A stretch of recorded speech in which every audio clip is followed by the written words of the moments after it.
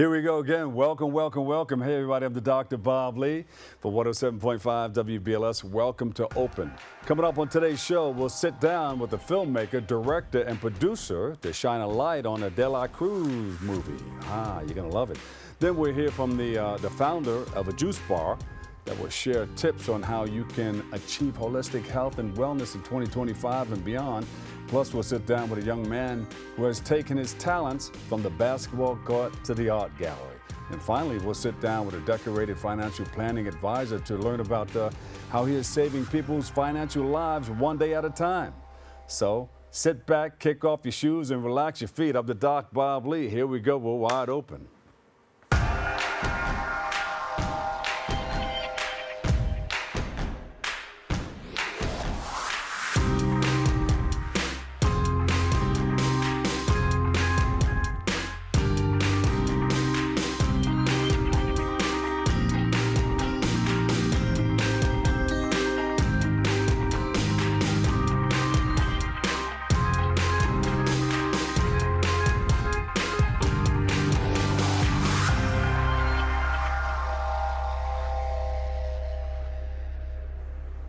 Here we go. I'm your host, Dr. Bob Lee, and you're watching Open.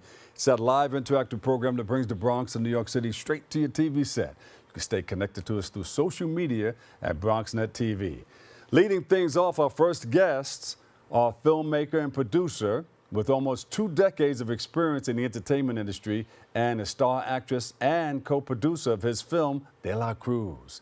They join us to give a sneak peek preview of the film and so much more. So please welcome to the show, Michael Baez and Sofia Diaz. Welcome to the show, guys. Thank you. Great to be here. Now, wait a minute. You know, TV is wonderful. You're in LA and you're in Mexico, right, Sofia? Yes. Give us some temperatures. How's the weather out there? Go ahead, Sophie. I got you go first. Because it's cold out here. Yeah, for me, it's kind of cold, to be honest, because we're not used to, this really cold weather like you guys have in the U.S. But it's pretty cool and it's nice. I like it, to be honest. And over here, it's hot. I'm sure you guys are following the chaos that's happening in California. It's a little bit too darn hot, as they say. Yeah. It's getting hot in here. I understand how it works. Now, listen, you've written and produced and directed 6 short films, 3 feature-length films, and nearly 300 television commercials. So that means you've been around the block a couple of times. You know, you're down by Lord. You know your way around. Yes. Tell us about your journey as a filmmaker and creative. Wow. Interestingly enough, it started in the Bronx. I'm from New York. I grew up in the Bronx. All right. In Neck, Longstreet Avenue. Lived in Parkchester. Lived in Queens. Grew up in Queens, and traveled back and forth, and then finally moved to California. But found myself back in New York quite often, shooting a lot of TV commercials. Shot a ton of commercials for Cablevision all over the Bronx. I actually did one of my trainings at BronxNet. I did my studio training at BronxNet. I had a show on there. Only did 2 episodes, but I had a show on there for a while. Right. You're bringing it back home. You're bringing it back around. Exactly. And then you come back and you find people who are still doing things, and you say, "Hey, won't you become a part of this film?" Always, yeah. I'm always back in the Bronx. And I grew up listening to you. I just realized when you introduced yourself, oh my God, that's that Dr. Bob Lee from WBLS. All right. Yeah. I grew up in New York. But anyway, yeah, my journey as a filmmaker has been really exciting. I moved to California, as I said, and to get closer to the industry, and did some stuff out here, but mostly a lot of my stuff was done in New York. And I just had this one story that was just burning in my soul and my heart that I had to tell. And exactly 25 years later, I said, you know what, screw this. I'm tired of waiting. It's going to cost millions of dollars had I shot it in New York, and in California. And I said, you know what, I'm just gonna take it outside the country. I explored Colombia with my best friend Angie. I went to Puerto Rico, where my family's from. It was just taking too long. It wasn't finding the right groove and the rhythm and the flow. And finally, I was on vacation during COVID, and I was in Mexico. And then the light bulb went off, and was like, oh my God, why don't I try to shoot it over here? Yeah, so I shot it over there, and we just finished shooting last year. Well, actually, 2023 in December in Mexico City. But I met Sophie in Guadalajara. She came to an audition, and she just crushed it. She did an incredible job, and she had been training in MMA for 3 years for this role. Whoa! Yes. Sophia, you got the moves? She got the moves. I do have the moves. All right, let me see just a little sample. Yeah, I can, you know. Yeah, I do have some So, moves. Yes. Sophie, how did you get started in it?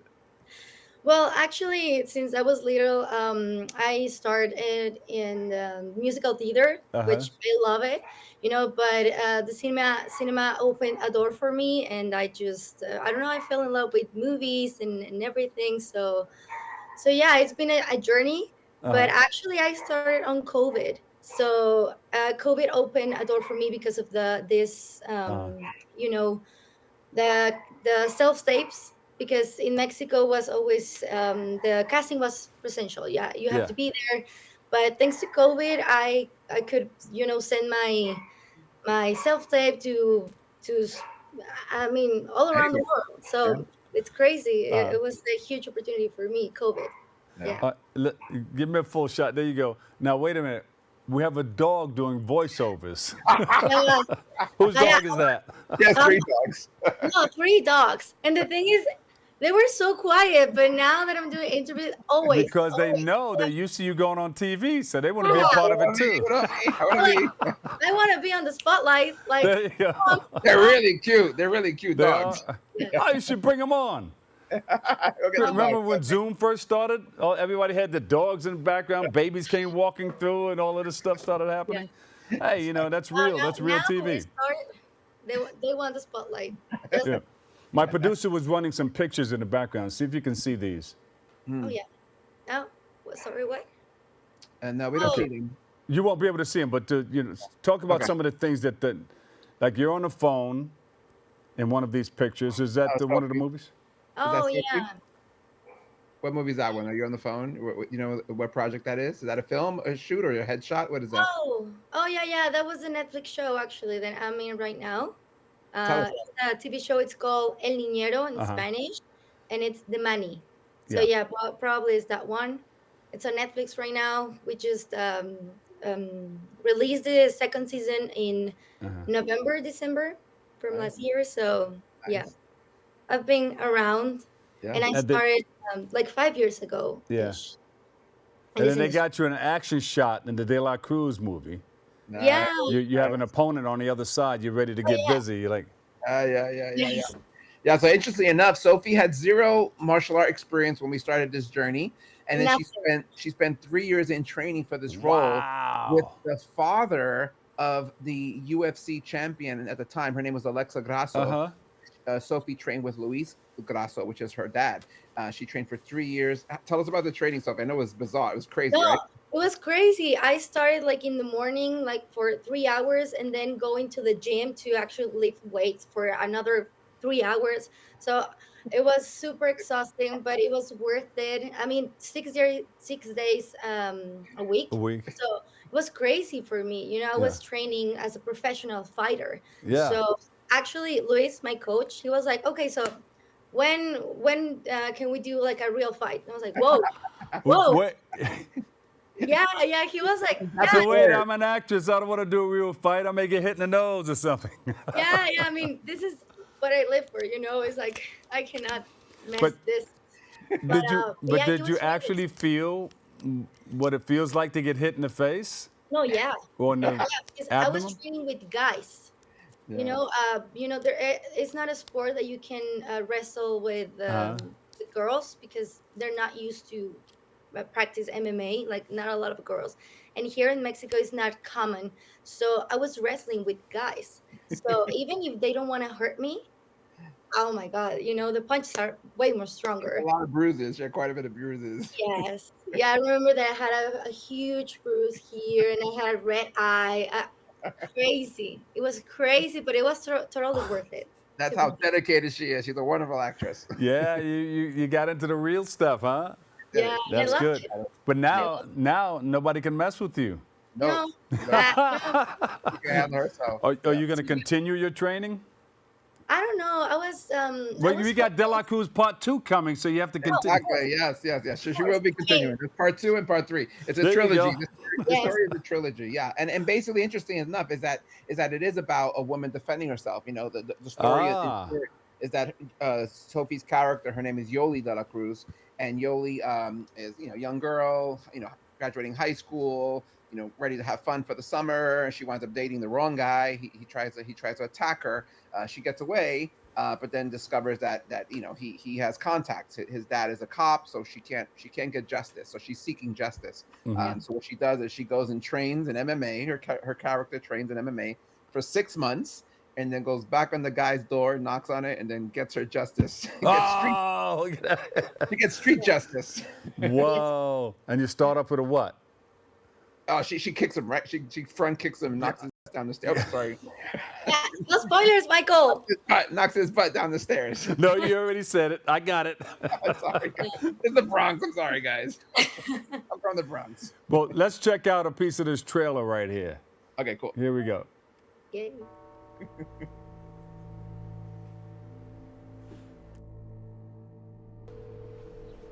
Julie, are you okay? No. Victor! No! I say no! I'm gonna kill you. Father like son, hmm? I got into an altercation. With Yolanda de la Cruz.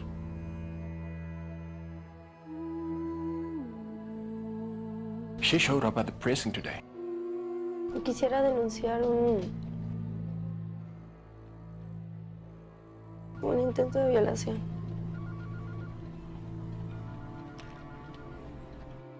This isn't right. He cannot get away with this. He just can't. I want to him, okay? I want to do it myself. I don't want my dad to do it. I think it's time I finally introduce you to my cousin. Who's your cousin?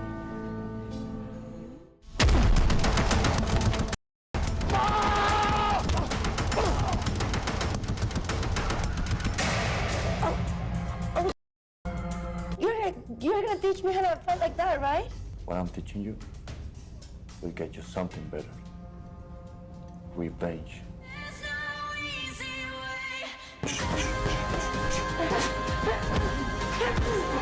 Gira. Esto.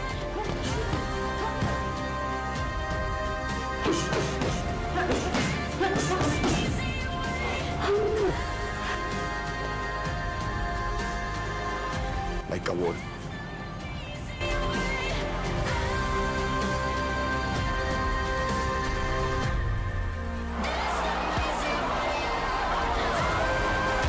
Yoli. Like a wolf.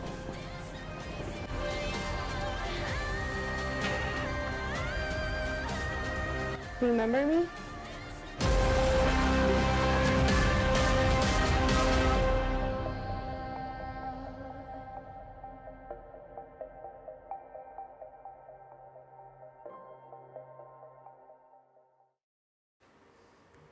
Baez Entertainment. All right. We applaud you guys. De la Cruz. Baez. Listen, that was lit, especially when the Grim Reaper came up behind you with the eyes lit like that. Yeah, so in the Mexican culture, she's a Santa Muerte, and she's basically the Grim Reaper, a female version. There's a whole history behind her. Yeah. So in the story, she plays a much more significant. We have a storyline about her, and the trailer is so hard. The movie's 2 hours and 8 minutes. Yeah. And, to condense it into 2 minutes was so difficult, but we did it. This is not a shorty. This is not a shorty that you were used to doing. Exactly. Yeah. We shot in 16 days, which is nuts. We shot in 16 days, and I spent almost a year in post-production, editing it and color correction, sound mix, all that stuff. But didn't Sophie kick butt? Is she amazing or what? Yeah, she's amazing. She's amazing. You're ready. I guess you can do two crafts there. You can do the film thing, and you can really get into it. Yeah. I mean, We'll come and watch you. We'll support you. Yeah, thank you. Yeah. So when is it screening? Well, we've been winning a lot of film festivals. We've already screened it at a couple of film festivals. Our most recent one was in December. We screened at the Regal Theater in downtown LA. It was beautiful. Our next screening is in February 15th, at the Chinese Theater in Hollywood. We're so excited about the legendary Chinese theater. The legendary. It's like legendary. that little code that you walk into. Everybody did you sign your name? No. Only the big stars. Or maybe Sophie will sign her name. One day. One day. So One Sophie's day. going to fly in. She's going to fly in from Mexico for that screening. So we've been doing a lot of screening at film festivals. Sophie's already won for 2 awards for best leading actress. She's got an honorable mention for another one. I won for best producer, best editor. The film itself has won for best art direction, best cinematography. We won 11 awards so far. We've screened in Chile, Venezuela. We're going to screen in Italy. Wow. The movie's kicking butt. Well, congratulations with all the awards and everything. Thank you. How long did it take to put together?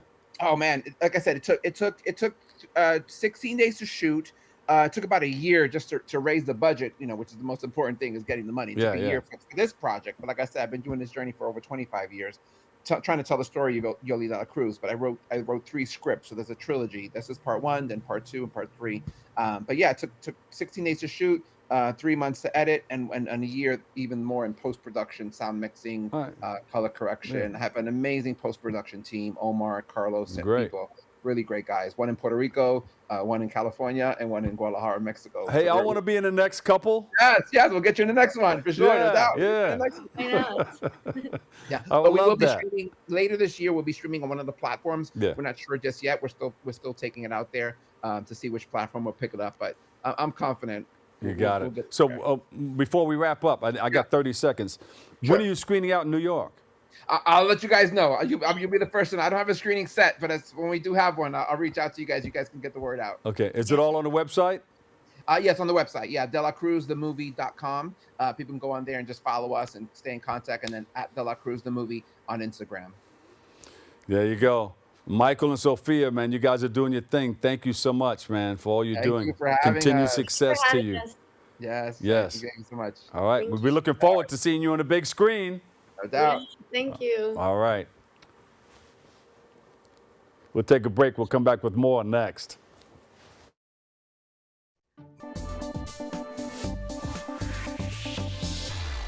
Welcome back. I'm the Doc Bob Lee.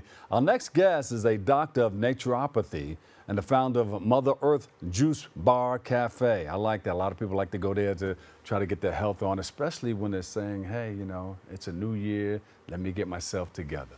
She's with us today to speak about how she is achieving her vision of helping people improve their health, better lifestyle choices, and so much more. So please welcome to the show and give them both a big round of applause. Dr. Simone Lord, I know you have somebody else with you. You can give them a shout out when you come on. Dr. Lord, welcome.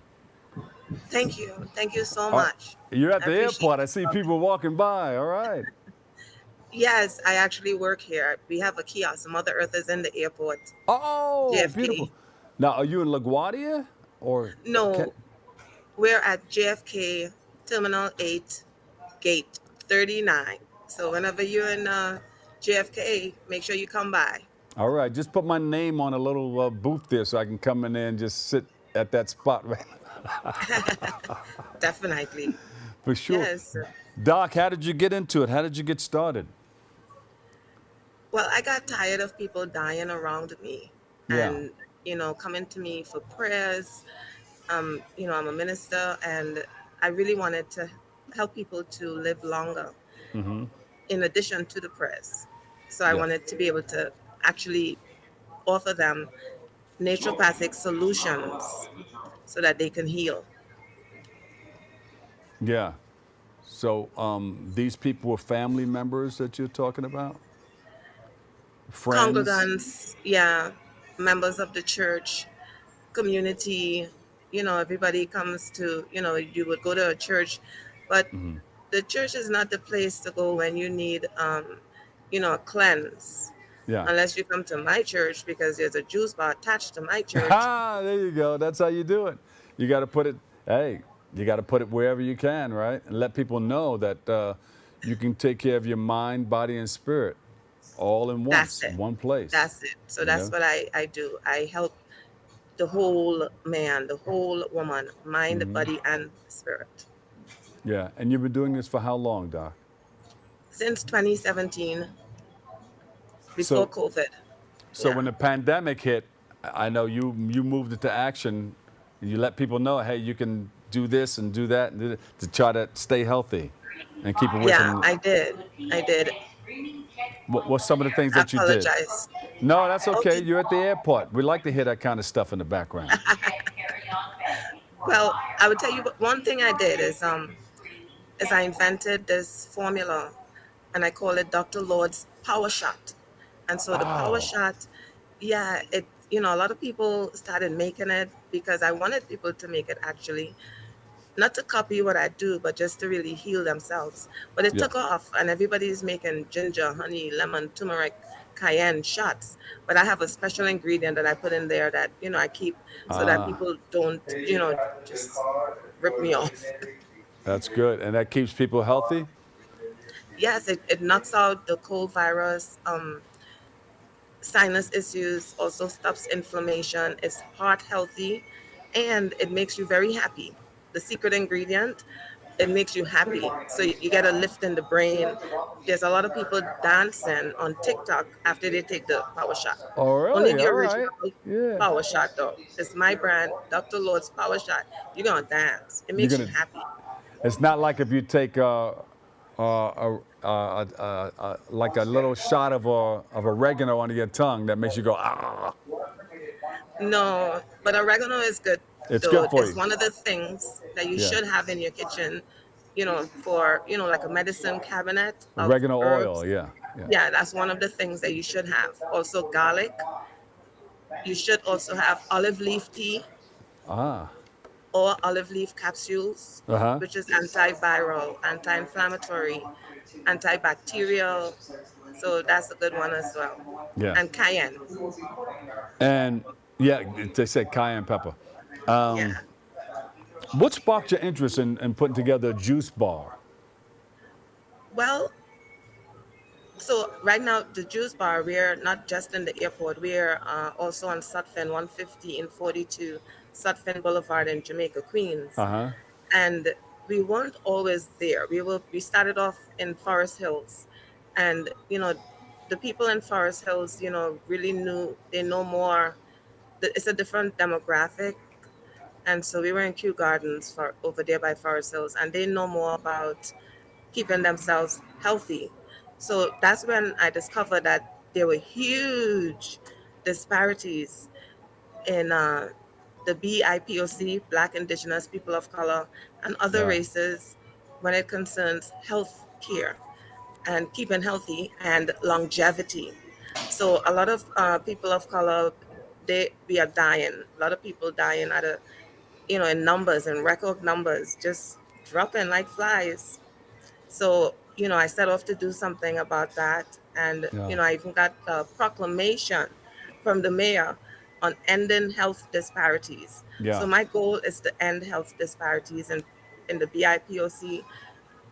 And my goal is to really just help all people to live longer. And so that's why I'm here at the airport. I'm on assignment to help people to live longer, happier, healthy lives. And the thing about it, people come from all over the world. They should stop by your juice bar when they come to New York, to Oh, try yeah. to knock out whatever they've been inhaling in that long flight, wherever they came from. I don't know.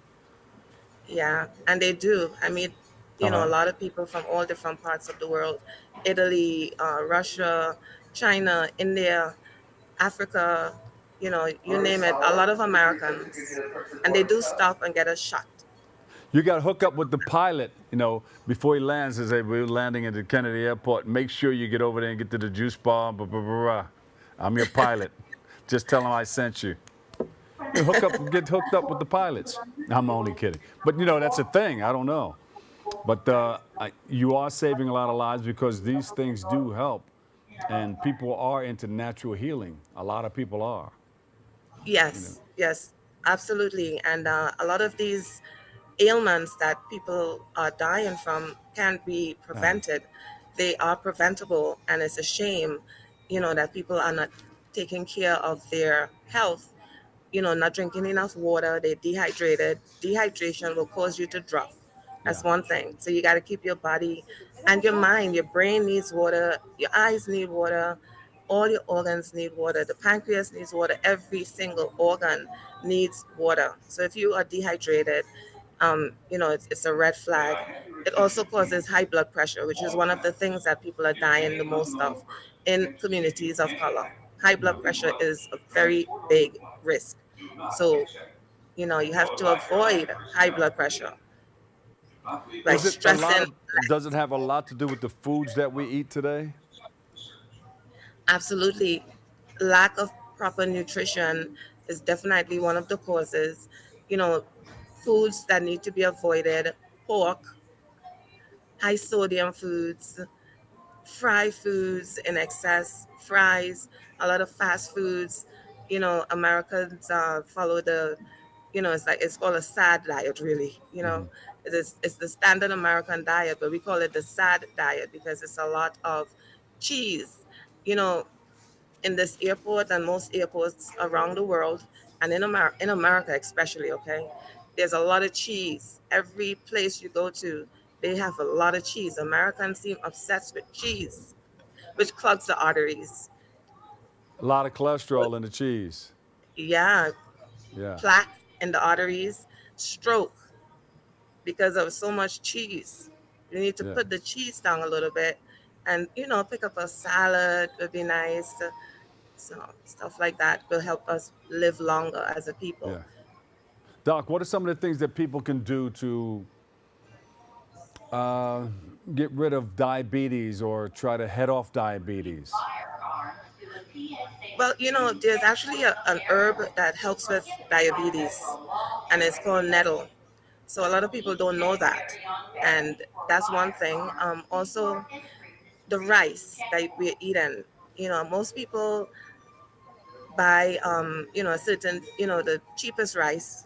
Most people would buy that. That's why you would find diabetes in people of color, from Indians, African Americans, even Asians now have high levels of diabetes because they're eating like cheap rice. So the best rice for diabetes is actually called the diabetic rice, which is basmati rice.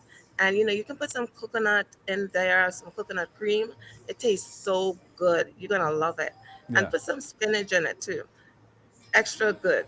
And you got to stay off the white sugar, white flour. A lot of broccoli, a lot of veggies is good. A vegan diet is actually advised for if you have diabetes, but no fried foods. You know, not a lot of Chinese food with fried stuff. No good. Yeah, because a lot of people, some people are born with it, but some people get it. They get type 2 diabetes from the foods that they eat because the foods that they eat are eating up a lot of the insulin that your body produces. And it's eating it too fast, so now you're low on insulin. I'm not saying it right, but you know the language. Yeah, and you know what? Also, generational health. Yeah. There's some people inherit diabetes because that's how their parents ate, Yeah. and they've learned to eat like that, and so they follow the same patterns, eat the same foods that they were taught to eat, that they were fed. So you have to change now. You have to reverse diabetes also by working out. A little exercise doesn't hurt anyone. I also find a rise in cancer, breast cancer, and the rise, I'm finding that a lot of people are not exercising, especially like lifting the arms, both arms, sort of like signaling the plane with Yeah. both arms. And so that helps with the lymphatic system. So when the lymphatic system is blocked, what happens is that it's in charge of the waste. It's like the sewer system. And when it's blocked, all the waste backs right back into the heart and to the body. So that could be Wow. avoided by jumping jacks, signaling the plane, praising the Lord with both hands, stuff like that. Yeah, praise the Lord. Yeah, Yes, like yeah. that. You see a lot of Asian people beating themselves and throwing their hands in the air and doing things like that early in the morning at certain places. Exactly. So that Right. works. Talk about your book. You can beat death or cheat death and live. Yes. And so because of the amount of people dying rapidly, so it's just too much. Too many deaths. I've had within the last week, like about 5 deaths. And people, in the community, I've heard about them. These so one is look both ways when you're crossing. I mean, that might sound, self-explanatory, but some people have mental health issues or are under such stress. Mental stress, it's a killer. Stress is a big killer. Yes. And so you might be stressed in your own world, and you might not look both ways, or you might be driving and multitasking, eating, driving, texting, and trying to send a picture somewhere on Instagram. Okay, so you might have an accident. So the other things in the book, Cheat, Death, and Live, I wrote the book so that we could save more lives, because it's ridiculous the things people die of, things that could be prevented. So some of the other things that we can find better ways to manage our stress. Doc, We can take off a short vacation, like a staycation. We can go to a resort. There's some really nice, inexpensive resorts upstate. We have to get away. Deep breathing, though, lets out a lot of toxins. If you breathe in 4 to the count of 4, and breathe out to and the you count let of it 4. out 8, 8. it automatically brings down your blood pressure. Doc, it looks like you're taking off. I know you're at the airport. I think what you're doing is very, very helpful to a lot of people. People are going to be coming to you. They're coming to you now. I love what you're doing in our community. We appreciate you and thank you. And maybe the next time we interview you, you can come here and set up something at the, on a table or I would something like love that, to. and just point out all the things that will help people Yeah, eradicate I certain wish I things in could. their lives that they don't need. Yeah, I wish I could do that here at the kiosk, but we can try to do that. Would And they could also catch the book on Amazon.com, Cheat, Death, and Live. And also, we're going to have a book signing here at the airport. I'm going to good. invite you. So this way you can see all the different stuff, right? Maybe we can do something there to show people the different things that they need. We'll And appreciate make that. sure that you follow me on Instagram, Dr. Simone_Lord. And the website is MotherEarthJuice.com. Dr. Simone Lord, thank you so much. We appreciate you. Mother Earth Juice Bar Cafe. She's at the airport. She's in Jamaica, Queens, and she's going to come to the Boogie Down Bronx, too. We appreciate you. You're taking off at the airport. Thank you. God All bless right. you, Bob. We love you, and we'll see you Dr. soon. Bob. All right, we'll take a quick break. I've got more open coming your way next. Stand by.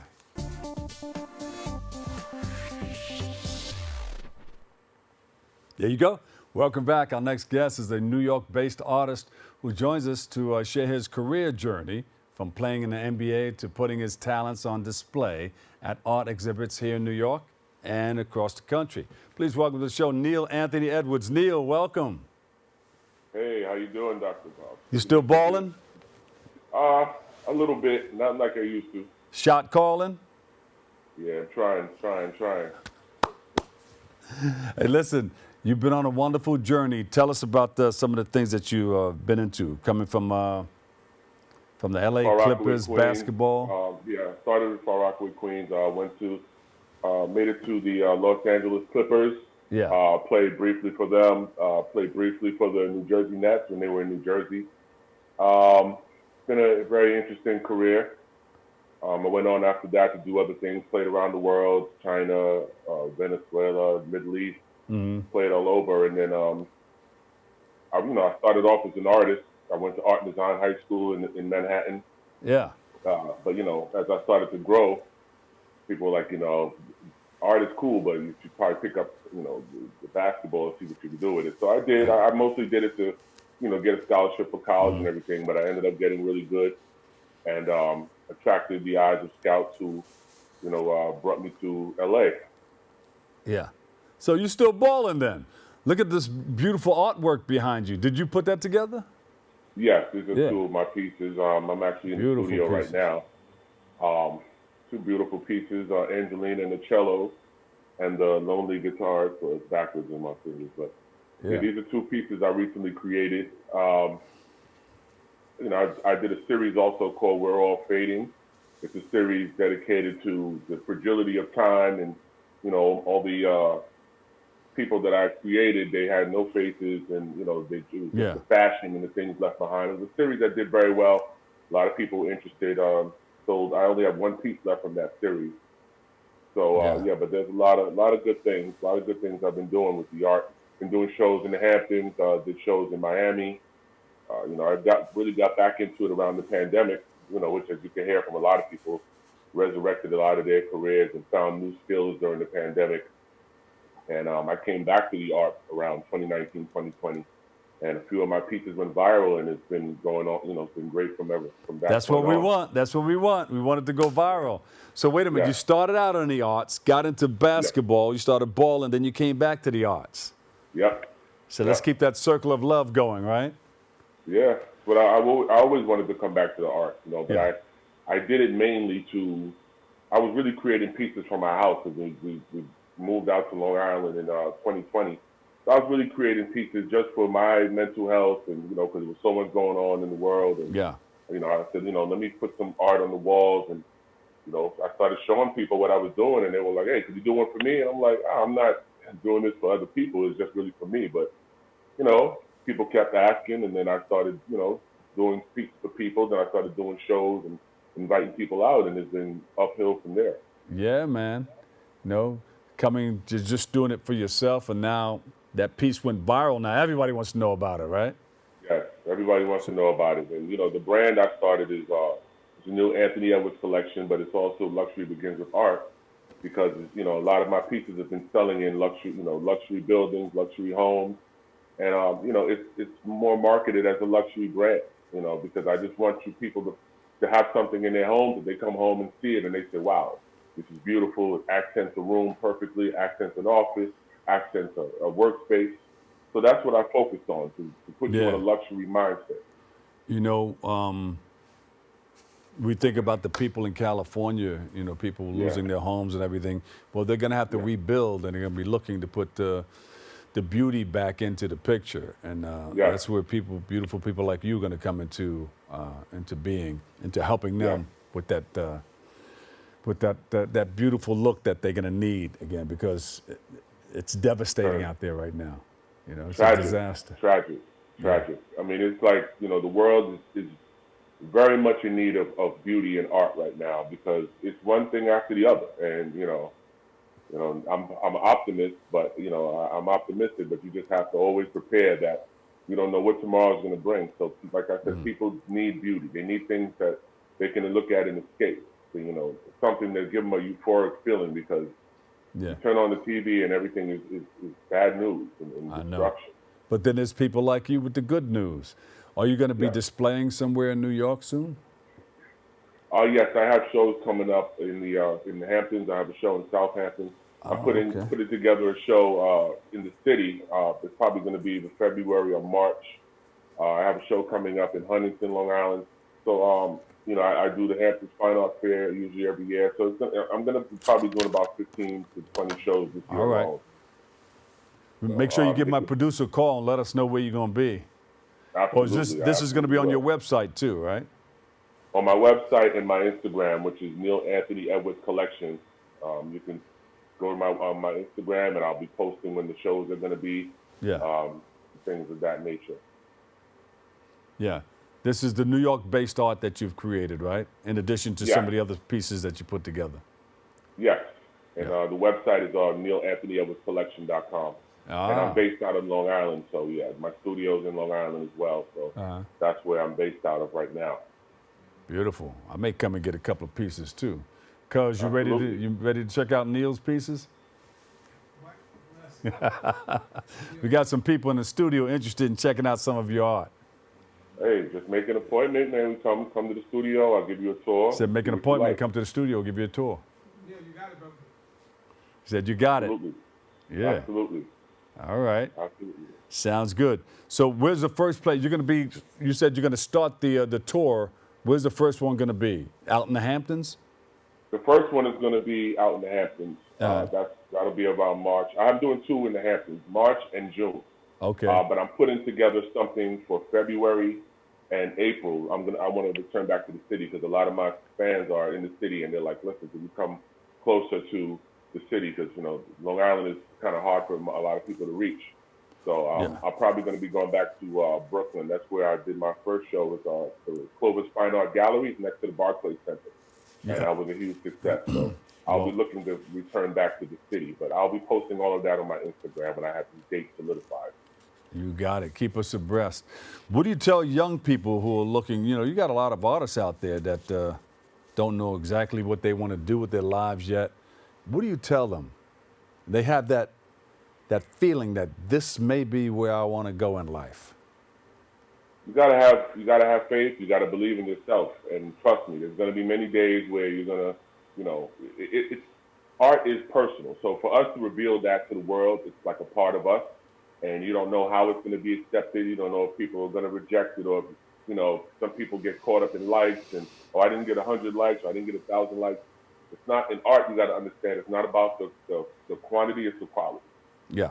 So I don't have a million followers, but I sold a lot of pieces last year, and I've done well in my shows and things of that nature. So it's not always about having a million fans, because I know a lot of people that have millions of followers and don't sell a lot of art. They're just followers and people that are interested in what they're doing. So Don't lose faith. Create what you love. Because I don't paint just one thing. A lot of gallerists wanted me to stay in a box and just paint this, just paint that. Right. You have to paint what you love. Paint what you would want in your house, and you'll find a fan base that way. But you got to have a lot of faith, because there's going to be a lot of days where it looks like nothing's happening, and then all of a sudden, boom, we got 4 or 5 people collecting your pieces. That's how it I did a show out happens. in Long Island at a steakhouse, and it was one of the biggest shows in Long Island in August. So you never know. It's unconventional ways to be successful in this business. That's how it happens. That's how it happens. Yeah. One day it's like this, and people think because they fail once or twice, 3 times that that is it. But don't give up. No, failure is a part of the journey, man. Failure is a part of the journey. Yeah, that's right. We fall down, but we get up. We get up. Yep. dust ourselves off and keep our head up. There you go. What does that say on your shirt there? Luxury begins with art. There you go. Luxury begins with art. Yeah, and this red dot represents, when you make a sale in a show, you put a red dot next to the piece so people know that piece is no longer available. So this is the brand. Luxury begins with art, and it's subliminally making people understand that art is to be bought and collected. Yeah. Well, you're gonna have to bring a lot of red dots with you. Absolutely. Absolutely. I plan to red dot a lot of pieces this year, and anyone that needs beauty in their homes, you might have a room that needs some life and some pop, check me out. Trust me, I can, make any room beautiful. Neil Anthony Edwards, the ball player, still balling and shot calling, got the art going. Thank you, man. Yeah. Thank you for all you do. Absolutely. Thanks for sharing.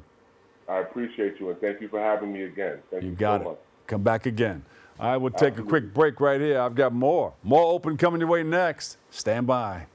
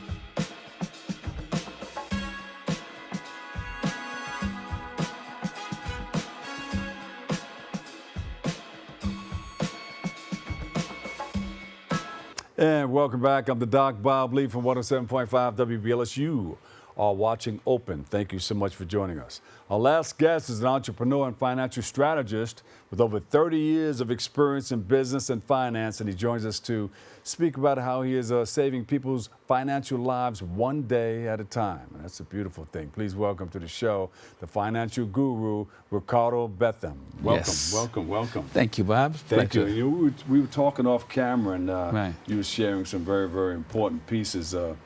And people need to know, because people feel that they are losing a lot of money in certain ways. Okay. But there are wonderful people like you that says, wait a minute, let's put the brakes on that because you don't have to lose that kind of money. Absolutely. So one of the things we were speaking about is how you pay less taxes on your bottom line after you on a 1099 or you are an entrepreneur and you're doing this gig work. There's something called self-employment taxes that eats up most of your bottom line, that causes huge tax liability. To avoid that liability, one of the better things to do would be to defer that net profit. You can put away up to $37,000 of your net profit until senior citizen age or retirement age, 59 and a half, withdraw it at 73. In an IRA? In an IRA, a Roth IRA particularly, because you're putting it in there after taxes. So when you take it, you don't want any consequences that goes along with it. And the Roth IRA protects you on that level. Right. And then for those that work, that's on the W-2, you can put away about up to $7,000 a year in your deferred compensation that will help you to build that nest egg every year, you know, as long as you're working and continue working and continue to put away in that 401k. That's called deferred compensation. Yeah. See, a lot of people out there with the jobs and everything and starting their careers, they don't know about this yet. Absolutely. And they need people like you so they can find out. Well, they can. And that's what we're doing, right? I'm here to bring it to them because I've been doing taxes for the last 32 years, and it's amazing how I started. I used to be on Wall Street every day, getting a job and doing, you know, end-to-end pushing pencils and different things like that. But eventually, I was able to leave Wall Street and do my own entrepreneurship. I left in '92, and it's been 33 years since that I've been on my own doing my business. This sounds like it should be a book, Saving Financial Lives One Day at a Time. It's possible. It's possible. It's real. It's real. Yes. It can be, it's just the knowledge that we are lacking is by design. Like we master civil rights, human rights, equality, you know, mayor, president, and everything. But where you don't see us is in that boardroom at the finances, in the big boardroom. We are not CEOs of Fortune 100 or even Fortune 500 for that matter. So we want to be able to penetrate that in the next level of accomplishments. Yeah. What are some of the biggest challenges that people face as in our community in trying to save money and navigate this this whole thing of trying to save for retirement? The biggest challenge we have right now is being underpaid. Because don't care how many liabilities you have, don't care how much tax liabilities or rent or anything like that. If you're not making enough, you're going to be short. You're going to be stressed. The check is going to be short, paycheck to paycheck. What you can do is to learn how to earn by developing a skill. Learn how to earn. Absolutely. Don't take it like you go to school to get a degree.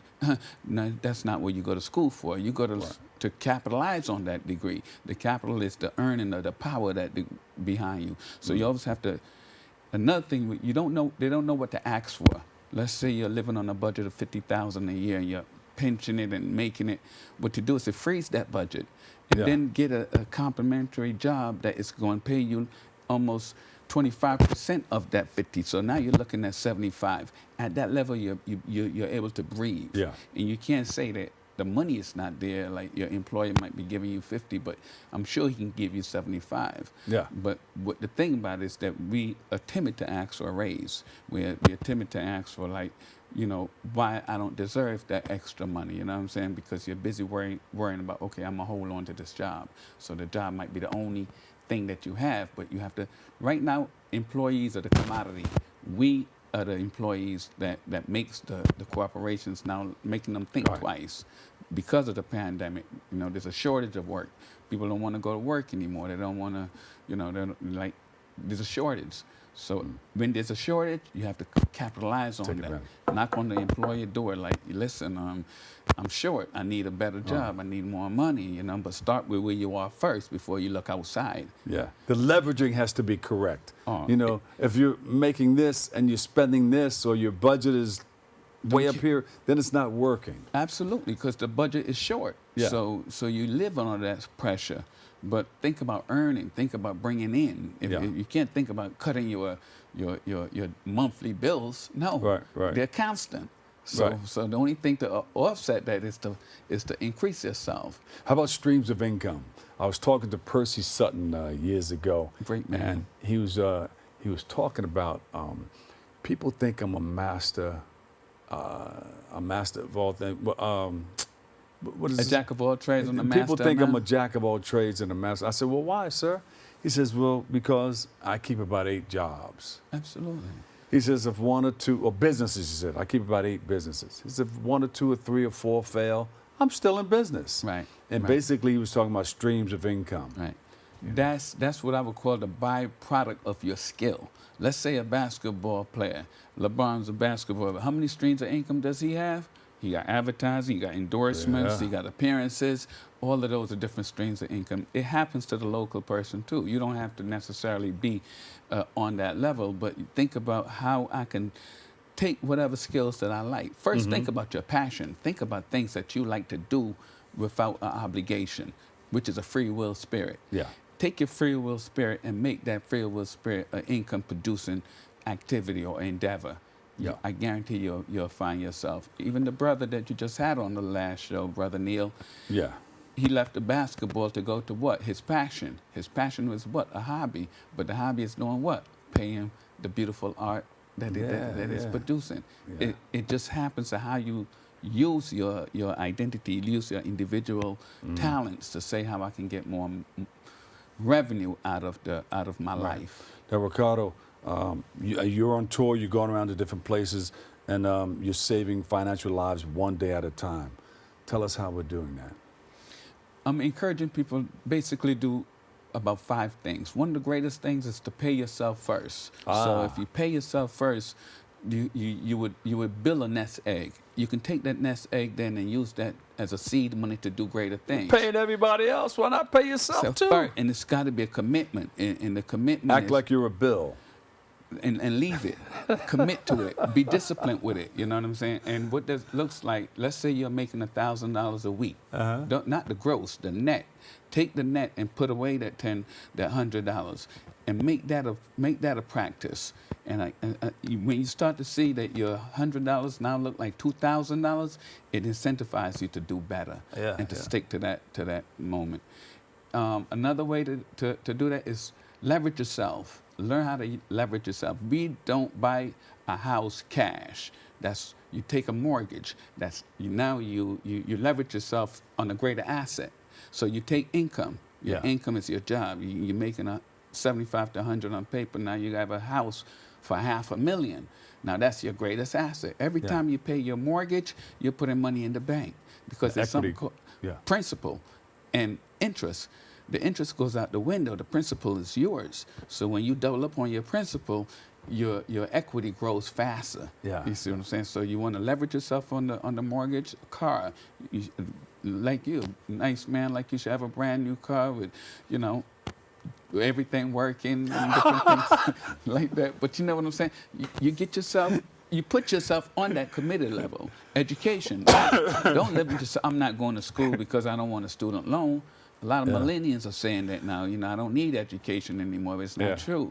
You have to leverage that education for what? For a better paying job or a better managing skill. Yeah. Because you don't go to school to get a job. You go to school to learn. So that learning equates to earning. So when you level yourself with education, it's the greatest way to get yourself above the rest. Because when you're sitting in the room and there are people there and they ask you, like, anybody in the room is a doctor, you'd be the first to raise your hand. Anybody an accountant, you'd be the first to raise your hand.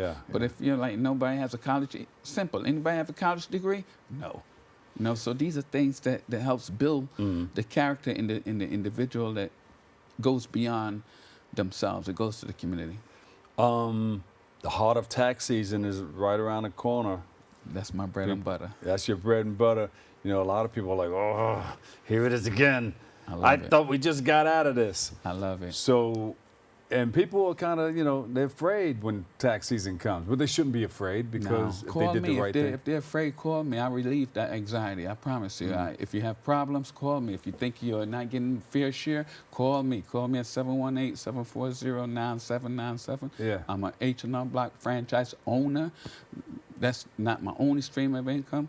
I use money as I get money in the sense that it draws me because I create that energy for wealth and for money. And it comes, you see. So when you get problems in this tax season, it's simple as think about, right now we work on taxes behind a year. We're working on 24, but we're in 25. So you answer yourself, what can I do?